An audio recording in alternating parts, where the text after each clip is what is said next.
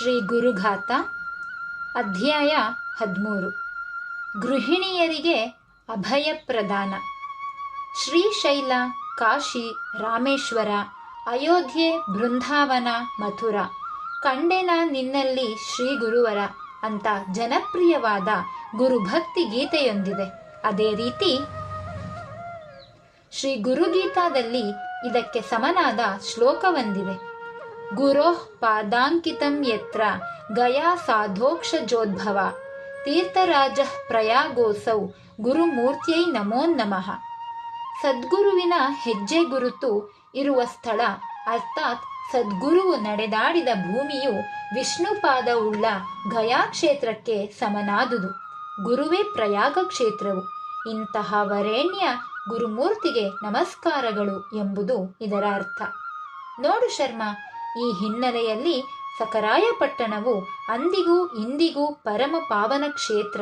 ಇಲ್ಲಿನ ಶ್ರೀ ಗುರುನಾಥರ ವೇದಿಕೆಯಲ್ಲಿ ಅನೇಕ ಅಚ್ಚರಿಗಳು, ವಿಸ್ಮಯಗಳು ಘಟಿಸುತ್ತಿವೆ. ಅರ್ಥ ಇಷ್ಟೇ: ಅಂದು ಶ್ರೀ ಗುರುವರಿಯರು ದೇಹಧಾರಿಯಾಗಿದ್ದರು, ಇಂದು ಅವರು ವಿಶ್ವವ್ಯಾಪಿಯಾಗಿದ್ದಾರೆ ಎಂದೆಲ್ಲ ಬಣ್ಣಿಸುವರು. ಆದರೆ ಅವಧೂತರ ವಿಷಯದಲ್ಲಿ ವ್ಯಾಖ್ಯಾನಗಳು ಸೋಲುತ್ತವೆ. ಏಕೆಂದರೆ ಅದು ಭಾವದ ಗೆಲುವು, ಭಾಷೆಯ ಸೋಲು. ಅವಧೂತರು ಯಾವಾಗ ಬೇಕಾದರೂ ವಿಶ್ವವ್ಯಾಪಿಯಾಗಬಲ್ಲರು. ಅವರಿಗೆ ದೇಹವೆಂಬುದು ನಮ್ಮ ಕಾಣುವಿಕೆಗೆ ಮಾತ್ರ. ದೇವಭಾವವೆಂಬುದು ಅವಧೂತನಿಗೆ ಎಂದೋ ವಿದಾಯ ಹೇಳಿರುತ್ತದೆ. ಅವಧೂತರಿಗೆ ನಮ್ಮಿಂದ ಆಗಬೇಕಾದುದು ಏನೂ ಇಲ್ಲ. ಅವರು ಲೋಕೋದ್ಧಾರಕ್ಕಾಗಿಯೇ ಬಂದವರು. ನೊಂದವರ ಕಣ್ಣೀರಿಗೆ ತಾಯಿಗಿಂತ ಹೆಚ್ಚಾಗಿ ಮರುಗುವರು. ಸಾತ್ವಿಕರಾಗಿದ್ದೂ ಕಷ್ಟಪಡುತ್ತಿರುವವರ ವಿಚಾರದಲ್ಲಿ ಅವರಿಗೆ ಬಹಳ ಅನುಕಂಪ. ಶ್ರೀ ಗುರುನಾಥರು ಪತಿ ಪತ್ನಿಯರನ್ನು ಒಟ್ಟಾಗಿ ನೋಡಲು ಇಷ್ಟಪಡುತ್ತಿದ್ದರು. ಅದಕ್ಕೆ ಅಲ್ಲವೇ ದಂಪತಿಗಳನ್ನು ಲಕ್ಷ್ಮೀನಾರಾಯಣನ ಸ್ವರೂಪ ಎನ್ನುವುದು. ಒಮ್ಮೆ ಒಬ್ಬ ಸಾತ್ವಿಕ ಗೃಹಿಣಿ ಗಂಡನನ್ನು ಮನೆಯಲ್ಲಿ ಬಿಟ್ಟು ತಾನೊಬ್ಬಳೇ ಗುರುದರ್ಶನಕ್ಕೆ ಹೋದಳು. ಆಗ ನಮ್ಮ ಶ್ರೀ ಗುರುಗಳು, ನಿನ್ನ ಗಂಡ ಎಲ್ಲಿ, ಒಬ್ಬಳೇ ಬಂದೆಯಾ ಎಂದು ಪ್ರಶ್ನಿಸಿದರು. ಅವರು ಮನೆಯಲ್ಲಿದ್ದರು, ನಾನು ಒಬ್ಬಳೇ ಬಂದೆ ಎಂದಳು ಈಕೆ. ಆಗ ಗುರುಗಳು, ನೀನು ನನಗೆ ನಮಸ್ಕಾರ ಮಾಡಬೇಡ, ಒಬ್ಬಳೇ ಬಂದಿದ್ದೀಯಲ್ಲ, ನಿನಗೆ ಏನು ಅಂತ ಆಶೀರ್ವಾದ ಮಾಡಲಿ ಎಂದು ಪ್ರಶ್ನಿಸಿದರು. ಆಕೆಗೆ ತನ್ನ ತಪ್ಪಿನ ಅರಿವಾಯಿತು. ಸ್ವಲ್ಪ ದಿನ ಕಳೆದ ನಂತರ ಪತಿಯೊಂದಿಗೆ ಹೋಗಿ ಗುರುಗಳ ಆಶೀರ್ವಾದ ಪಡೆದಳು. ಇನ್ನೊಂದು ಸಂದರ್ಭದಲ್ಲಿ ಶ್ರೀ ಗುರುವರಿಯರು ಒಂದು ಮಠದ ಆವರಣದಲ್ಲಿದ್ದರು. ಸಹಜವಾಗಿಯೇ ಭಕ್ತಾದಿಗಳು ಹೆಚ್ಚಿನ ಸಂಖ್ಯೆಯಲ್ಲಿದ್ದರು. ಆಗ ಓರ್ವ ಗೃಹಿಣಿ ಶ್ರೀ ಗುರುನಾಥರನ್ನು ನೋಡಿ, ಓಹ್, ಇವರು ಸಕರಾಯಪಟ್ಟಣದ ಗುರುಗಳು ಎನ್ನುತ್ತಾ ಓಡಿ ಬಂದು ಪಾದ ಮುಟ್ಟಿ ನಮಸ್ಕರಿಸಲು ಮುಂದಾದಳು. ಆಗ ಶ್ರೀ ಗುರುಗಳು, ಅಲ್ಲೇ ನಿಲ್ಲು, ನೀನು ನನಗೆ ನಮಸ್ಕಾರ ಮಾಡಬೇಡ. ನನಗೆ ನಮಸ್ಕಾರ ಮಾಡಲು ನೀನೇನು ನಿನ್ನ ಗಂಡನನ್ನು ಕೇಳಿದ್ದೆಯಾ ಎಂದರು. ಆಕೆ ಏನೂ ತಿಳಿಯದೆ ದೂರದಲ್ಲೇ ಕೈ ಮುಗಿದು ನಿಂತಳು. ಈ ರೀತಿ ಗುರುಗಳು ಹೇಳಲು ಪ್ರಬಲವಾದ ಕಾರಣವಿದ್ದೇ ಇರುತ್ತದೆ. ಅದು ಶ್ರೀ ಗುರುಗಳಿಗೆ ಗೊತ್ತು, ಸಂಬಂಧಪಟ್ಟವರಿಗೆ ಗೊತ್ತು. ಮೂರನೆಯವರಾದ ನಾವು ನಮ್ಮದೇ ಆದ ರೀತಿಯಲ್ಲಿ ವ್ಯಾಖ್ಯಾನ ಮಾಡಬಾರದು. ಉದಾಹರಣೆಗೆ, ಈ ಎರಡು ಪ್ರಸಂಗದ ಆಧಾರದಲ್ಲಿ ಶ್ರೀ ಗುರುಗಳು ಮಹಿಳೆಯರ ವಿಚಾರದಲ್ಲಿ ಕಠೋರವಾಗಿ ವರ್ತಿಸುತ್ತಿದ್ದರು ಎಂದು ಯಾರಾದರೂ ವ್ಯಾಖ್ಯಾನಿಸಿದರೆ ಅದು ಮೂರ್ಖತನವಾಗುತ್ತದೆ. ಶ್ರೀ ಗುರುನಾಥರು ತೋರಿಸುತ್ತಿದ್ದ ಅನುಪಮ ವಾತ್ಸಲ್ಯವನ್ನು ನೆನೆದು ಇಂದಿಗೂ ಅನೇಕ ಮಹಿಳೆಯರು ಕಂಬನಿಯ ಧಾರೆಯನ್ನೇ ಹರಿಸುತ್ತಾರೆ. ಮಹಿಳೆಯೊಬ್ಬಳು ಗರ್ಭಕೋಶದ ಸಮಸ್ಯೆಯಿಂದ ಬಳಲುತ್ತಿದ್ದಾಗ ಶ್ರೀ ಗುರುಗಳು ಅದನ್ನು ಎಷ್ಟು ಸುಲಭವಾಗಿ ಪರಿಹರಿಸಿದರು ಎಂಬುದಕ್ಕೆ ಈ ಪ್ರಸಂಗವನ್ನು ಕಿವಿಗೊಟ್ಟು ಆಲಿಸು. ಗುರುಭಕ್ತರಾದ ಗೃಹಿಣಿಯೋರ್ವರಿಗೆ ತೀವ್ರತರವಾದ ಹೊಟ್ಟೆ ನೋವು ಬರಲಾರಂಭಿಸಿತು. ಒಂದು ದಿನ ಅವರು ವೈದ್ಯರ ಬಳಿಗೆ ಹೋಗಿ ತಪಾಸಣೆಗೆ ಒಳಗಾದರು. ತಪಾಸಣೆಯ ಫಲಿತಾಂಶವನ್ನು ನೋಡಿದಾಗ ವೈದ್ಯರು ಇವರ ಗರ್ಭಕೋಶವನ್ನು ತಕ್ಷಣವೇ ತೆಗೆಯಬೇಕು, ಇಲ್ಲದಿದ್ದರೆ ಅಪಾಯ ಖಂಡಿತ ಎಂದು ಜೊತೆಯಲ್ಲಿ ಬಂದವರಿಗೆ ತಿಳಿಸಿದರು. ಆಕೆಯ ಪತಿಯು ಸರ್ಕಾರಿ ಉದ್ಯೋಗಿಯಾಗಿದ್ದರೂ ಆಗ ಹಂಗಾಮಿಯಾಗಿ ಕಾರ್ಯನಿರ್ವಹಿಸುತ್ತಿದ್ದರು. ಬರುವ ಸಂಬಳವು ಕಡಿಮೆ ಇತ್ತು. ಹೆಚ್ಚಿನ ಉಳಿತಾಯ ಮಾಡಲು ಸಾಧ್ಯವಾಗಿರಲಿಲ್ಲ. ಯಾರ ಬಳಿಯೂ ಹಣ ಕೇಳಕೂಡದು ಎಂಬುದು ಪತಿ ಪತ್ನಿಯ ನಿಲುವಾಗಿತ್ತು. ಶಸ್ತ್ರಚಿಕಿತ್ಸೆಯ ವೆಚ್ಚವನ್ನು ಭರಿಸುವುದು ಹೇಗೆ? ಶಸ್ತ್ರಚಿಕಿತ್ಸೆ ಆಗದೆ ಅಪಾಯವಾದರೆ ಕುಟುಂಬದ ಗತಿ ಏನು? ಮಗುವು ಚಿಕ್ಕದು, ಅದರ ಗತಿ ಏನು ಎಂದು ಆಕೆ ತೀವ್ರ ಚಿಂತೆಗೊಳಗಾದರು. ಹಲವು ದಿನ ಕಳೆದರೂ ಗುರುವರ್ಯರ ನಿವಾಸಕ್ಕೆ ಆಕೆಯು ಹೋಗಿರಲಿಲ್ಲ. ಆಗ ಒಂದು ದಿನ ಮನಸ್ಸಿನಲ್ಲಿ ಸಂಕಟವಿದ್ದರೂ ಗುರುನಿವಾಸದಲ್ಲಿ ಅಂದು ಹೆಚ್ಚು ಭಕ್ತರು ಬಂದಿದ್ದುದರಿಂದ ಆಕೆ ಸೇವೆಗೆಂದು ಹೋಗಿ ಎಂದಿನಂತೆ ಸೇವಾ ಕಾರ್ಯದಲ್ಲಿ ತೊಡಗಿದ್ದಳು. ಗುರುವರ್ಯರ ಸನಿಹಕ್ಕೆ ಬಾರದೆ ದೂರ ದೂರವೇ ಉಳಿದಿದ್ದಳು. ಈಕೆಯನ್ನು ಗಮನಿಸಿದ ಗುರುವರ್ಯರು, ಬಾ ಇಲ್ಲಿ, ಏಕಮ್ಮ ಏನೋ ಚಿಂತೆಯಲ್ಲಿದ್ದೀಯಾ, ಮಂಕಾಗಿದ್ದೀಯೇ, ಏಕಮ್ಮ ಏನದು ಹೇಳು ಎಂದರು. ಆಗ ಆಕೆಯು ಈ ವಿಷಯವನ್ನು ಹೇಳಲಾಗದೆ ಮೌನವಹಿಸಿದಳು. ಆಗ ಗುರುಗಳು, ನೀನು ನನ್ನ ಮಗಳಿದ್ದ ಹಾಗೆ, ನಾನು ನಿನ್ನ ತಂದೆ ಇದ್ದ ಹಾಗೆ, ಈಗ ಏನು ಹೇಳು ಎಂದು ವಾತ್ಸಲ್ಯದಿಂದ ಕೇಳಿದರು. ಆಗ ಆಕೆಯ ದುಃಖದ ಕಟ್ಟೆ ಒಡೆಯಿತು. ವಿಷಯವನ್ನು ಮುಚ್ಚಿಡಲು ಆಗಲಿಲ್ಲ. ಬಿಕ್ಕಿ ಬಿಕ್ಕಿ ಅಳುತ್ತಾ ಎಲ್ಲವನ್ನು ವಿವರವಾಗಿ ಹೇಳಿದಳು. ಆಗ ಶ್ರೀ ಗುರುನಾಥರು, ಸಂಕಟ ಪಡಬೇಡ, ದಾರಿ ಇದೆ, ಅಪಾಯದಿಂದ ಪಾರಾಗುತ್ತೀಯಾ, ನಾಳೆ ನಿಮ್ಮ ಯಜಮಾನರನ್ನು ಕರೆದುಕೊಂಡು ಬಾ ಎಂದರು. ಅದರಂತೆ ಮರುದಿನ ಆಕೆಯು ಪತಿಯೊಂದಿಗೆ ಬಂದಳು. ಆತ ಸ್ವಾಭಿಮಾನಿ, ಸಾತ್ವಿಕ ವ್ಯಕ್ತಿ. ಗುರುಗಳಲ್ಲಿ ಅಪಾರ ನಂಬಿಕೆ, ಶ್ರದ್ಧೆ ಹೊಂದಿದ್ದರು. ಅವರಿಗೆ ಗುರುನಾಥರು ಹೇಳಿದರು, ಯಾವುದೋ ಜಾಗಕ್ಕೆ ಹೋದಾಗ ನಿಮ್ಮ ಮನೆಯಾಕೆ ಹೆದರಿಕೊಂಡಿದ್ದಾಳೆ, ಅದರ ಪರಿಣಾಮವಾಗಿ ತೊಂದರೆಯಾಗಿದೆ. ನೀವು ಒಂದು ಕೊಡ ನೀರು ಮತ್ತು 2 ವಿಳೆದೆಲೆ ತೆಗೆದುಕೊಂಡು ಸಂಜೆಯ ವೇಳೆ ನಿವಾಳಿಸಿ ನಾನು ತಿಳಿಸಿದ ಜಾಗದಲ್ಲಿ ಹಾಕಿ ಬನ್ನಿ, ಎಲ್ಲವೂ ಸರಿ ಹೋಗುತ್ತದೆ ಎಂದರು. ಆತನಿಗೂ ಸಮಾಧಾನವಾಯಿತು. ಕಳವಳ ನಿವಾರಣೆಯಾಯಿತು. ಅವರು ಗುರುಗಳು ಹೇಳಿದಂತೆಯೇ ಮಾಡಿದರು. 2 ದಿನಗಳಲ್ಲಿ ಗುರುಭಕ್ತ ಗೃಹಿಣಿಯ ಹೊಟ್ಟೆ ನೋವು ನಿವಾರಣೆಯಾಯಿತು. ಮತ್ತೊಮ್ಮೆ ವೈದ್ಯಕೀಯ ತಪಾಸಣೆಗೆ ಒಳಗಾದರು. ಎಲ್ಲವೂ ಸರಿಯಿದೆ, ಶಸ್ತ್ರಚಿಕಿತ್ಸೆಯ ಅಗತ್ಯವಿಲ್ಲ ಎಂದು ಪರಿಣಿತ ವೈದ್ಯರು ಹೇಳಿದಾಗ ಆಕೆಗಾದ ಸಂತಸ, ಅಚ್ಚರಿ ಅಷ್ಟಿಷ್ಟಲ್ಲ. ಬೆಟ್ಟದಂತೆ ಎರಗಿ ಬಂದ ಆಪತ್ತು ತರಗೆಲೆಯಂತೆ ಹಾರಿ ಹೋಗಿತ್ತು. ಗುರುವರ್ಯರ ಪೂರ್ಣ ಕೃಪಾಸಿಂಚನ ಆಗಿತ್ತು. ಗುರುವನ್ನು ಸಂಪೂರ್ಣವಾಗಿ ನಂಬಬೇಕು ಎಂಬುದಕ್ಕೆ ಇದೊಂದು ಅದ್ಭುತ ನಿದರ್ಶನ. ಗುರುಕೃಪಾ ಶಕ್ತಿ ಹೇಗೆ ಕೆಲಸ ಮಾಡುತ್ತದೆ ಎಂದೆಲ್ಲ ತಾರ್ಕಿಕ ಕಸರತ್ತುಗಳನ್ನು ಮಾಡಬಾರದು. ಸ್ವಯಂ ಶ್ರೀ ಪರಮೇಶ್ವರನೇ ಗುರುಕೃಪಾ ಶಕ್ತಿಯ ಹಿರಿಮೆಯನ್ನು ಪಾರ್ವತಿ ದೇವಿಗೆ ಶ್ರೀ ಗುರುಗೀತಾದಲ್ಲಿ ತಿಳಿಸಿಕೊಟ್ಟಿದ್ದಾನೆ. ಅಲ್ಪಬುದ್ಧಿಯಿಂದಲೇ ಎಲ್ಲವನ್ನೂ ಓರೆಗೆ ಹಚ್ಚಿ ನೋಡುವ ಇಂದಿನ ಕೆಲವರ ಜಾಯಮಾನ ಗುರುಪಂಥಕ್ಕೆ ಎಳ್ಳಷ್ಟೂ ಹೊಂದುವುದಿಲ್ಲ. ಅಂತಹವರು ತಮ್ಮ ಮಾರ್ಗದಲ್ಲಿ ತಾವಿದ್ದರೆ ಒಳಿತು. ಗುರುಕೃಪೆ ಎಂಬುದು ಅನಿರ್ವಚನೀಯ ಅನುಭವ. ಎಷ್ಟೇ ಪಾಂಡಿತ್ಯವಿದ್ದರೂ ಅಂತಹ ದಿವ್ಯ ಅನುಭವವನ್ನು ಮಾತುಗಳ ಮೂಲಕ ಇನ್ನೊಬ್ಬರಿಗೆ ಅರಿವು ಮಾಡಿಕೊಡಲಾಗುವುದಿಲ್ಲ. ತನ್ನ ಹಸಿವಿಗೆ ತಾನೇ ಊಟ ಮಾಡಬೇಕು. ಹಾಗೆಯೇ ಗುರುತತ್ವದ ಹಂಬಲವಿದ್ದರೆ ತಾನೇ ಶರಣಾಗಿ ಗುರುಮಹಿಮೆಯನ್ನು ಅರಿಯಬೇಕು. ಇದಾಯಿತಲ್ಲ, ಇನ್ನೊಂದು ಘಟನೆ ಹೀಗಿದೆ ನೋಡಪ್ಪ. ಜಿಲ್ಲಾ ಕೇಂದ್ರದಲ್ಲಿದ್ದ ಮಹಿಳಾ ವೈದ್ಯರೊಬ್ಬರು ಅಪಾರವಾದ ಗುರುಭಕ್ತಿಯನ್ನು ಹೊಂದಿದವರಾಗಿದ್ದರು. ಅವಕಾಶ ದೊರೆತಾಗಲೆಲ್ಲ ಗುರು ಸೇವೆ, ಗುರುಭಕ್ತರ ಸೇವೆಯನ್ನು ಮಾಡಿ ಸಮಾಧಾನವನ್ನು ಕಂಡುಕೊಳ್ಳುವ ಪ್ರವೃತ್ತಿಯವರಾಗಿದ್ದರು. ಅದೊಂದು ದಿನ ಸಂಜೆ ಮನೆಯಲ್ಲಿದ್ದ ಅವರಿಗೆ ತೀವ್ರ ಬೇಸರ ಉಂಟಾಯಿತು. ಏನೂ ಮಾಡಲು ತೋಚದಂತಾಯಿತು. ಬೇಸರ ನೀಗಿಕೊಳ್ಳುವ ಮಾರ್ಗವು ತೋರದಂತಾಯಿತು. ಸ್ವಲ್ಪ ಹೊತ್ತು ಹೀಗೆ ಕಳೆದರು. ಆಗ ಅವರಿಗೆ ಶ್ರೀ ಗುರುನಾಥರ ನೆನಪಾಯಿತು. ಹೀಗೆ ನೆನಪಾಗುತ್ತಿದ್ದಂತೆಯೇ ಅವರಿಗೆ ಶ್ರೀ ಗುರುಗಳ ದಿವ್ಯ ವಾಣಿಯೇ ಕೇಳಿಸಿತು. ಏನಮ್ಮ, ಬೇಜಾರು ಅಂತ ಹೀಗೆ ಕುಳಿತು ಬಿಟ್ರೆ ಹೇಗೆ? ಹೊರಗಡೆ ಹೋಗು, ಆಕಾಶ ನೋಡು, ನಕ್ಷತ್ರಗಳನ್ನು ನೋಡು, ಗ್ರಹಗಳನ್ನು ನೋಡು. ಈ ದಿವ್ಯ ವಾಣಿಯಂತೆಯೇ ಆಕೆ ಮನೆಯಿಂದ ಹೊರಗೆ ಬಂದು ಆಕಾಶ, ಗ್ರಹ, ನಕ್ಷತ್ರಗಳ ಸೊಬಗನ್ನು ನೋಡುತ್ತಾ ಸ್ವಲ್ಪ ಹೊತ್ತು ಕಳೆಯುವುದರೊಳಗೆ ಅವರ ಬೇಸರವು ಪೂರ್ಣವಾಗಿ ಮಾಯವಾಗಿ ಲವಲವಿಕೆ ಉಂಟಾಗಿತ್ತು. ಈ ರೀತಿ ಕೇಳಿ ಬಂದ ದಿವ್ಯವಾಣಿ ತಮ್ಮದೇ ಎಂಬುದನ್ನು ಶ್ರೀ ಗುರುನಾಥರು ದೃಢಪಡಿಸಿದ ರೀತಿಯಂತೂ ಅತ್ಯಾಶ್ಚರ್ಯಕರವಾಗಿದೆ. ಕೆಲವು ದಿನ ಕಳೆಯಿತು. ಈ ವೈದ್ಯರು ಶ್ರೀ ಗುರುನಿವಾಸಕ್ಕೆ ಅದೊಂದು ದಿನ ತೆರಳಿದರು. ಗುರುಗಳು ಅಂದು ಮನೆಯ ಹಿತ್ತಲಿನಲ್ಲಿ ಕುರ್ಚಿಯಲ್ಲಿ ಕುಳಿತಿದ್ದರು. ಇವರು ಅಲ್ಲಿಗೆ ಹೋಗಿ ಅವರ ಎದುರಿನಲ್ಲಿ ನಿಲ್ಲುತ್ತಿದ್ದಂತೆಯೇ ಗುರುಗಳಾಡಿದ ಮಾತು, ಬೇಸರವಾದರೆ ಆಕಾಶ ನೋಡು, ನಕ್ಷತ್ರಗಳನ್ನು ನೋಡು, ಗ್ರಹಗಳನ್ನು ನೋಡು. ಆದರೆ ಈ ಮಾತುಗಳನ್ನು ಅವರು ಹೇಳುತ್ತಿದ್ದುದು ಎದುರಿಗೆ ಕುಳಿತಿದ್ದ ಮಹಿಳೆಯೋರ್ವರಿಗೆ. ಅನೇಕರಿಗೆ ಶ್ರೀ ಗುರುಗಳು ಇದೇ ರೀತಿ ಪರೋಕ್ಷವಾಗಿ ಸಂದೇಶ ಸೂಚನೆಗಳನ್ನು ನೀಡಿದ್ದಾರೆ. ಇದು ಅನೇಕರಿಗೆ ಅನುಭವವಾಗಿದೆ.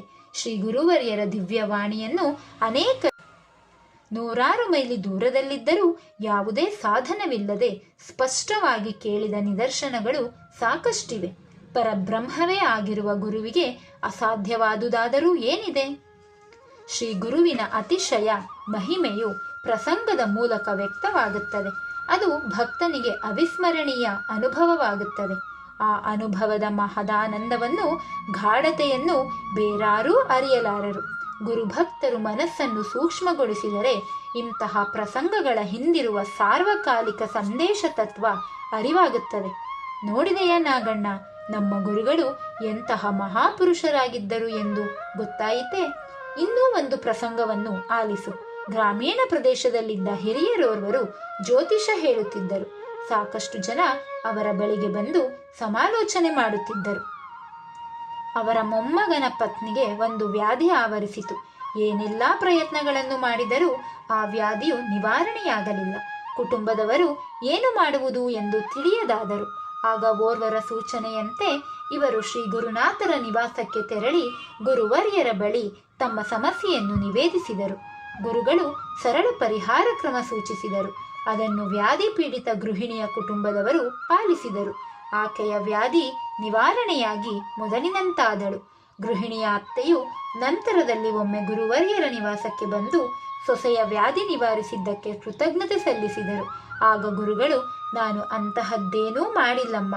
ನಿಮ್ಮ ಹಿರಿಯರು ನಮ್ಮ ಮನೆ ಗೃಹ ಪ್ರವೇಶದ ಮುಹೂರ್ತ ಸರಿಯಿಲ್ಲ ಎಂಬುದನ್ನು ಗಮನಿಸಿ ನನ್ನ ಮನೆಗೆ ಸಮೀಪದ ಊರಿನಿಂದ ನಡೆದುಕೊಂಡು ಬಂದು ಬೇರೆ ಮುಹೂರ್ತವನ್ನು ಇಟ್ಟುಕೊಟ್ಟು ಉಪಕಾರ ಮಾಡಿದರು.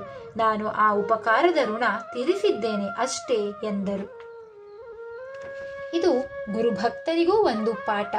ಯಾರಿಂದಲಾದರೂ ಒಂದು ಸಣ್ಣ ಉಪಕಾರವಾಗಿದ್ದರೂ ಮರೆಯಬಾರದು. ಉಪಕಾರ ಸ್ಮರಣೆ ಮಾಡಬೇಕು.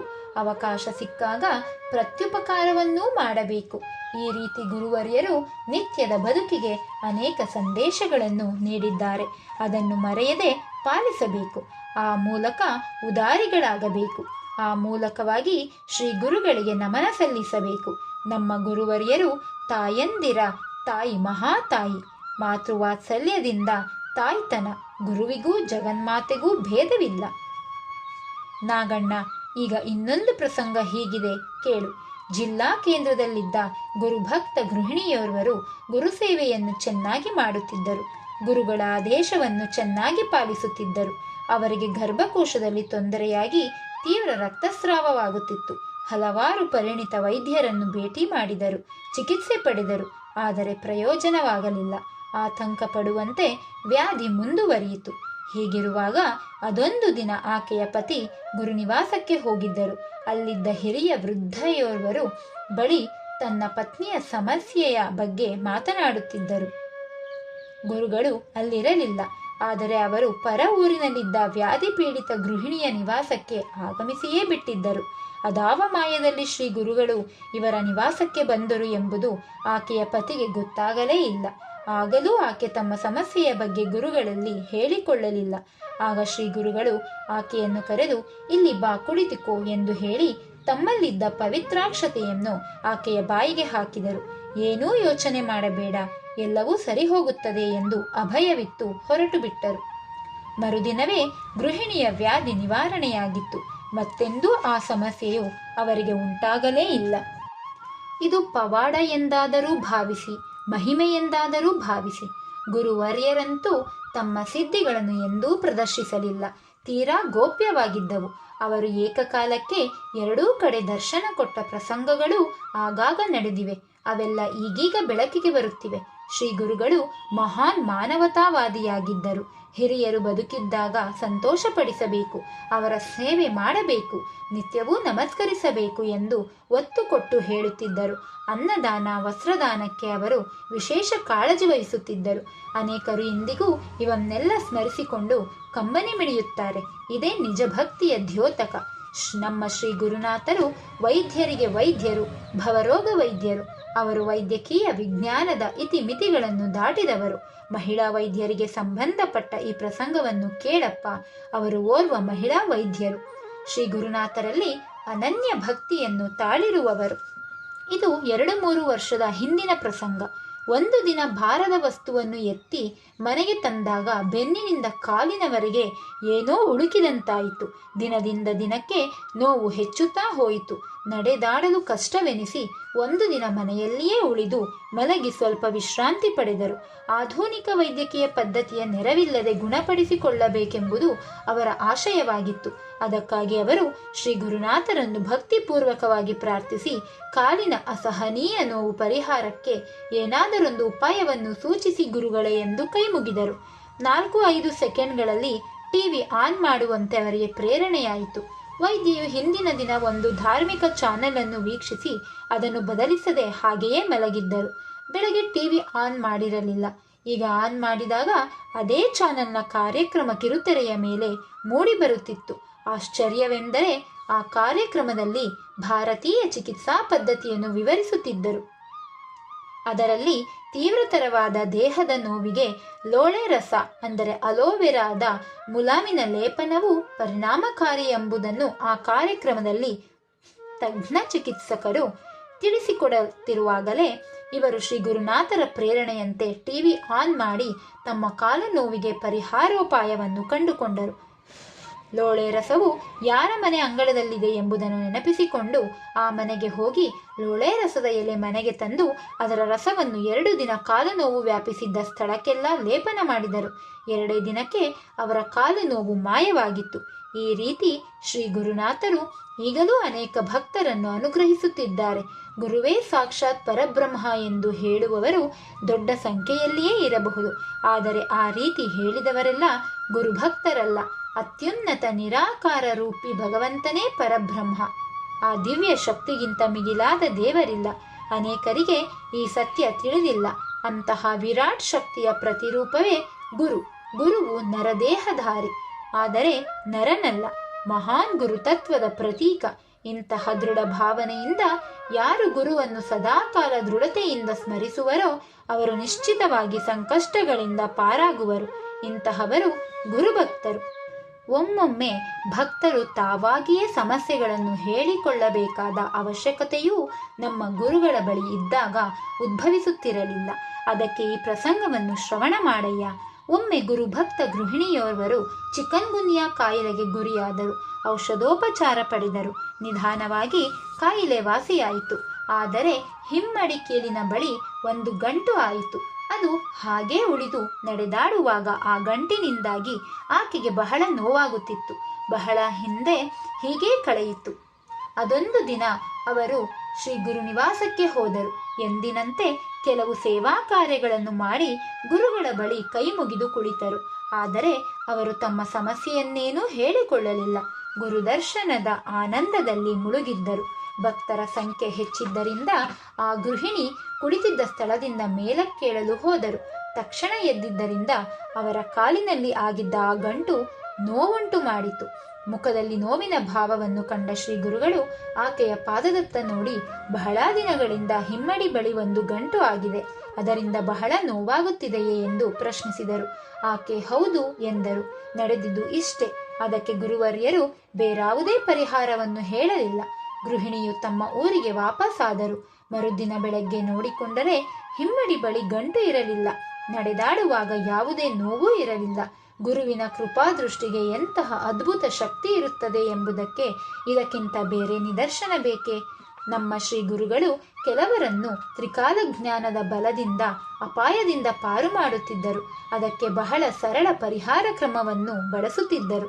ಅಂತಹ ಒಂದು ಪ್ರಸಂಗ ಇಲ್ಲಿದೆ ನೋಡು. ಹೃದಯದ ಹದನೆಲದಲ್ಲಿ ಒಮ್ಮೆ ಗುರುಭಕ್ತಿಯ ಬೀಜ ಬಿತ್ತನೆಯಾದರೆ ಅದು ಅಂಕುರಿಸಿ ಸಸ್ಯವಾಗಿ ಸಣ್ಣ ವೃಕ್ಷವಾಗಿ ಅದು ವಿರಾಟ್ ವೃಕ್ಷವಾಗಿ ಬೆಳೆಯುತ್ತಲೇ ಇರುತ್ತದೆ. ಅದರ ವೈಭವ ಹಾಗೂ ಆನಂದದ ಮುಂದೆ ಮಿಕ್ಕೆಲ್ಲವೂ ತೃಣ ಸಮಾನ. ಇದೊಂದು ವಿಶೇಷ ಪ್ರಸಂಗ. ಹೀಗಿದೆ ನೋಡು. ಶ್ರೀ ಗುರುನಿವಾಸಕ್ಕೆ ಗೃಹಿಣಿಯೋರ್ವರು ಗುರುದರ್ಶನಕ್ಕಾಗಿ ಹಂಬಲಿಸಿ ಆಗಾಗ ಹೋಗಿ ಬರುವ ಪರಿಪಾಠವಿಟ್ಟುಕೊಂಡಿದ್ದರು. ಅದು ಚಳಿಗಾಲದ ಸಂದರ್ಭವಾಗಿತ್ತು. ದೂರದ ತಾಲೂಕು ಕೇಂದ್ರದಿಂದ ಇವರು ಗುರುದರ್ಶನಕ್ಕೆಂದು ಬೆಳಗಿನ ಸಮಯದಲ್ಲಿ ಹೊರಟಾಗ ಮಗಳು, ಅಮ್ಮ, ನಿನಗೆ ಚಳಿಗೆ ಮೂಗು ಕಟ್ಟಿಕೊಳ್ಳುವುದು, ತಲೆನೋವಾಗುವುದು. ಆದ್ದರಿಂದ ಹೇಗಾದರೂ ಆಗಲಿ ಈ ಜಂಡು ಬಾಂಬ್ ಡಬ್ಬಿ ನಿನ್ನ ಬ್ಯಾಗ್ನಲ್ಲಿರಲಿ ಎಂದು ಬ್ಯಾಗ್ಗೆ ಹಾಕಿದಳು. ಇವರು ಪ್ರಯಾಣ ಮಾಡಿ ಗುರುನಿವಾಸಕ್ಕೆ ತಲುಪಿದರು. ಅಂದು ಗುರುನಿವಾಸದಲ್ಲಿ ಇದ್ದವರು ಕೆಲವೇ ಮಂದಿ. ಇವರು ಬರುತ್ತಿದ್ದಂತೆಯೇ ಗುರುಗಳು ಬಾ ಕುಳಿತಿಕೋ ಎಂದರು. ಇವರು ಭಕ್ತಿ ಭಾವದಿಂದ ನಮಿಸಿ ಕುಳಿತರು. ಆಗ ಗುರುಗಳು ತಲೆನೋವು ಬೆನ್ನು ನೋವಿಗೆ ಹಚ್ಚಿಕೊಳ್ಳುವಂತಹದು ಏನಾದರೂ ಇದೆಯೇನ್ರಯ್ಯ? ಇದ್ದರೆ ತನ್ನಿ ಎಂದು ಸೇವಾನಿರತ ಭಕ್ತರನ್ನು ಕೇಳಿದರು. ಅವರು ಅಲ್ಲಿ ಇಲ್ಲಿ ಹುಡುಕಾಡಿ ನೋಡಿ, ಇಲ್ಲ ಗುರುಗಳೇ, ಆ ರೀತಿಯದ್ದು ಯಾವುದೂ ಸಿಗಲಿಲ್ಲ ಎಂದರು. ಹೋಗ್ಲಿ, ಅದೇನೋ ಜಂಡು ಬಾಮ್ ಅಂತಾರಲ್ಲ, ಅದು ನಿಮ್ಮ ಬಳಿ ಇದೆಯೇ ಎಂದು ಆ ಗೃಹಿಣಿಯ ಪಕ್ಕದಲ್ಲಿ ಕುಳಿತಿದ್ದವರನ್ನು ಕೇಳಿದರು. ಆಗ ಆ ಗೃಹಿಣಿಯು, ಅಯ್ಯೋ, ಅದು ನನ್ನ ಬ್ಯಾಗಿನಲ್ಲಿದೆ, ಕೊಡ್ತೀನಿ ಎಂದರು. ಅದಕ್ಕೆ ಗುರುಗಳು, ಬ್ಯಾಗ್ನಲ್ಲಿದ್ದು ಸುಮ್ಮನಿದ್ಯಾ? ಆಗಲೇ ಹೇಳಬಾರದಿತ್ತೇನಮ್ಮ ಎಂದರು. ಇವರು ಜಂಡು ಬಾಂಬ್ ಡಬ್ಬಿ ಹಿಡಿದು ಗುರುಗಳ ಮುಂದೆ ಬಂದು ನಿಂತರು. ನೋಡು, ಅದನ್ನು ನನ್ನ ತಲೆ ಮತ್ತು ಹೆಗಲಿಗೆ ಹಚ್ಚು ಎಂದು ಆದೇಶಿಸಿದರು. ಆಕೆ ಹಾಗೆಯೇ ಮಾಡಿದರು. ಸಂಜೆ ವೇಳೆಗೆ ಆಕೆ ಮರುಪ್ರಯಾಣ ಮಾಡಿದರು. ಹಲವು ದಿನಗಳು ಕಳೆಯಿತು. ಇವರು ತಮ್ಮ ಮನೆಯ ಹಿತ್ತಲಿನಲ್ಲಿ ತೆಂಗಿನ ಮರದ ಕೆಳಗೆ ಇದ್ದ ಬಟ್ಟೆ ಒಗೆಯುವ ಕಲ್ಲಿನ ಮೇಲೆ ಯಾವಾಗಲೂ ಬಟ್ಟೆ ಒಗೆಯುತ್ತಿದ್ದರು. ಯಾವಾಗಲೂ ಏನೂ ತೊಂದರೆ ಆಗಿರಲಿಲ್ಲ. ಅದೊಂದು ದಿನ ಈ ಗೃಹಿಣಿ ಎಂದಿನಂತೆ ಅಲ್ಲಿ ಬಟ್ಟೆ ಒಗೆಯುತ್ತಿದ್ದಾರೆ. ತೆಂಗಿನ ಮರದಿಂದ ತೆಂಗಿನಕಾಯಿಯೊಂದು ಹಠಾತ್ತನೆ ಇವರ ತಲೆಯ ಮೇಲೆ ಬಿದ್ದೇ ಬಿಟ್ಟಿತು. ಇದನ್ನು ಕಂಡ ಒಂದಿಬ್ಬರು, ಓಹ್, ಅನಾಹುತವಾಯಿತು ಎಂದುಕೊಂಡರು. ಆದರೆ ಹಾಗೇನೂ ಆಗಲಿಲ್ಲ. ಇವರು ತಲೆ ಒರೆಸಿಕೊಂಡು ಸ್ವಲ್ಪ ಹಿಂದೆ ಹೋಗಿ ಕುಳಿತರು. ಇನ್ನಾರೋ ಇವರಿಗೆ ಒಳಗೆ ಹೋಗಿ ನೀರು ಕುಡಿದು ಬನ್ನಿ ಎಂದು ಸೂಚಿಸಿದರು. ಅದರಂತೆ ನೀರು ಕುಡಿದ ಇವರು 10 ನಿಮಿಷ ಬಿಟ್ಟು ಬಟ್ಟೆ ಒಗೆಯುವ ಕೆಲಸ ಪೂರ್ಣಗೊಳಿಸಿದರು. ಆ ದಿನದಿಂದ ಇಲ್ಲಿಯವರೆಗೆ ಈ ಗುರುಭಕ್ತ ಗೃಹಿಣಿಗೆ ತೆಂಗಿನಕಾಯಿ ಬಿದ್ದ ತಲೆಯ ಭಾಗದಲ್ಲಿಯಾಗಲಿ ಹೆಗಲಿನಲ್ಲಿಯಾಗಲಿ ಯಾವುದೇ ನೋವು ಸಮಸ್ಯೆ ಉಂಟಾಗಿಲ್ಲವೆಂದರೆ ಇದಕ್ಕಿಂತ ಅಚ್ಚರಿ ಬೇರೇನಿದೆ? ಇವರು ಗುರುವರಿಯರಿಗೆ ಜಂಡು ಬಾಂಬ್ ಹಚ್ಚಿ ಮಾಡಿದ ಸಣ್ಣ ಸೇವೆಗೆ ಗುರುಗಳು ಅದ್ಭುತವಾದ ವರವನ್ನೇ ನೀಡಿದ್ದರು. ಇವರನ್ನು ಪ್ರಾಣಾಪಾಯದಿಂದ ಪಾರು ಮಾಡಿದರು. ಗುರು ಕೃಪೆಯು ಕೆಲವೊಮ್ಮೆ ಸಿಂಚನವಾದರೆ ಕೆಲವೊಮ್ಮೆ ವರ್ಷಧಾರೆಯೇ ಆಗುತ್ತದೆ. ಇದೆಲ್ಲವೂ ಆಯಾ ಭಕ್ತನ ಶ್ರದ್ಧೆ, ನಿಷ್ಠೆ, ಭಕ್ತಿ, ಅಂತರಂಗ ಶುದ್ಧಿಯನ್ನು ಅವಲಂಬಿಸಿರುತ್ತದೆ. ಇನ್ನು ನಮ್ಮ ಗುರುವರ್ಯರ ಪದತಲದಲ್ಲಿ ದೇಹತ್ಯಾಗ ಮಾಡಿದ ಓರ್ವ ಅಜ್ಜಿಯ ಕತೆ ಕೇಳು. ಆಕೆಯ ಪುಣ್ಯಕ್ಕೆ ಎಣೆಯುಂಟೆ. ಜಗತ್ತು ಹೊರಗೆ ನೋಡುವವರ ಮನಸ್ಸನ್ನು ಎಲ್ಲೆಲ್ಲಿಗೋ ಎಳೆದೊಯ್ಯುತ್ತದೆ. 5 ಇಂದ್ರಿಯಗಳೂ ಹೊರಗೆ ಒಡೆದು ಕಾತರದಿಂದಿರುತ್ತದೆ. ಅದಕ್ಕೆ ತಕ್ಕಂತೆ ಆಕರ್ಷಣೆ ಮತ್ತು ವ್ಯವಹಾರಗಳಿರುತ್ತವೆ. ಜಗತ್ತು, ಆಕರ್ಷಣೆ, ವ್ಯವಹಾರ ಇವೆಲ್ಲವೂ ನಿರಂತರವಾಗಿ ಬದಲಾಗುತ್ತಿರುತ್ತವೆ. ಆದುದರಿಂದ ಇವು ಸತ್ಯವಲ್ಲ. ಆದರೆ ಕೋಟ್ಯಂತರ ವರ್ಷಗಳಿಂದ ಬದಲಾಗದೆ ಉಳಿದ ಸತ್ಯವೆಂದರೆ ಪರಬ್ರಹ್ಮ, ಪರಮಾತ್ಮನು. ಅಂತಹ ಪರಬ್ರಹ್ಮನಲ್ಲಿ ನೆಲೆ ನಿಂತ ಗುರುವರಿಯರೇ ಪ್ರತ್ಯಕ್ಷ ಪರಮಾತ್ಮ. ಆದುದರಿಂದ ಅವರು ದ್ವಂದ್ವವಿಲ್ಲದ ವಿಶಾಲಾಕಾಶದಂತೆ ಕಂಗೊಳಿಸುತ್ತಾರೆ. ಅವರ ಬಳಿ ಬಂದವರ ಮನಸ್ಸು ತಣ್ಣಗಾಗುತ್ತದೆ. ಮನದ ಬೇಗುದಿಯನ್ನು ತಂಪಾಗಿಸುವ ತಂಗಾಳಿ ಗುರುಕೃಪೆಯಿಂದ ಮನದಂಗಳದಲ್ಲಿ ಬೀಸುತ್ತದೆ ಎಂದು ಸ್ವಾಮೀಜಿ ನುಡಿದರು ಎಂಬಲ್ಲಿಗೆ 13ನೆಯ ಅಧ್ಯಾಯವು ಸಂಪನ್ನಗೊಳ್ಳುವುದು. ಜೈ ಗುರುದೇವದತ್ತ. ಸ್ವಾತ್ಮ ರಾಮಂ ನಿಜಾನಂದಂ ಶೋಕಮೋಹ ವಿವರ್ಜಿತಂ ಸ್ಮರಾಮಿ ಮನಸಾ ನಿತ್ಯಂ ಶ್ರೀ ವೆಂಕಟಾಚಲದೇಶಿಕಂ.